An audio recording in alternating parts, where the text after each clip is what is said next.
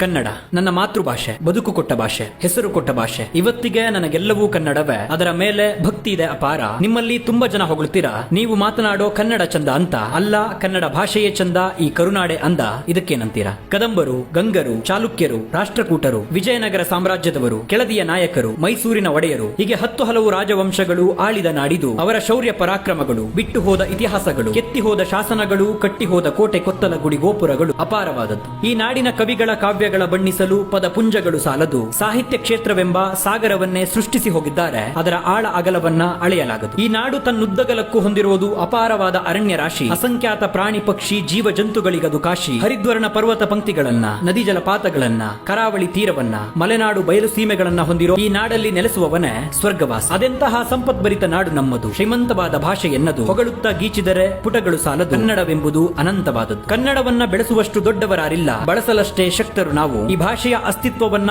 ಯಾರಿಂದಲೂ ಅಳಿಸಲು ಸಾಧ್ಯವಿಲ್ಲ. ಉಗಮವಾಗಿ ಸಹಸ್ರಮಾನಗಳೇ ಕಳೆದವು. ಭಾಷೆಯನ್ನ ಕಲಬೆರಕೆ ಮಾಡಿ ಬಹುಭಾಷೆಗಳ ಪದಗಳನ್ನ ಅದರೊಳಗೆ ಹೂಡಿ ಮಾತನಾಡುವುದಾಗಿದೆ ನಮಗೀಗ ರೂಢಿ. ಅದರ ಮಧ್ಯದಲ್ಲೇ ಐತಿಹಾಸಿಕ, ಪೌರಾಣಿಕ, ಪ್ರಾಕೃತಿಕ ಜಾಗಗಳನ್ನ, ಜನಜೀವನವನ್ನ ಚಿತ್ರಿಸಿ ಅಚ್ಚ ಕನ್ನಡದ ಪದಗಳನ್ನ ಪೋಣಿಸಿ ನಿಮ್ಮುಂದೆ ತರೋ ಪ್ರಯತ್ನವನ್ನ ಮಾಡಿದೆ. ಆಶ್ಚರ್ಯವಾಗಿದೆ ನಿಮ್ಮ ಈ ಬೆಂಬಲವನ್ನ ನೋಡಿ. ಹೀಗೆ ಮುಂದುವರಿಯುವೆ. ಕನ್ನಡದಲ್ಲಿ ಇನ್ನಷ್ಟು ಕಥೆಗಳನ್ನ ಹೇಳೋದಿದೆ. ಅತೀವ ಹಂಬಲ ನನಗಿದೆ. ಮತ್ತಷ್ಟು ಬೆಂಬಲ ನಿಮ್ಮಿಂದ ಬರಬೇಕಿದೆ. ಎಲ್ಲರಿಗೂ 69ನೇ ಕನ್ನಡ ರಾಜ್ಯೋತ್ಸವದ ಹಾರ್ದಿಕ ಶುಭಾಶಯಗಳು. ಈ ಹಬ್ಬಕ್ಕೆ ಮೀಸಲಾಗದಿರಲಿ ನವೆಂಬರ್ ತಿಂಗಳು. ನಡೆಯಲಿ ನಿತ್ಯವೂ ಕನ್ನಡದ ಉತ್ಸವಗಳು. ಕನ್ನಡ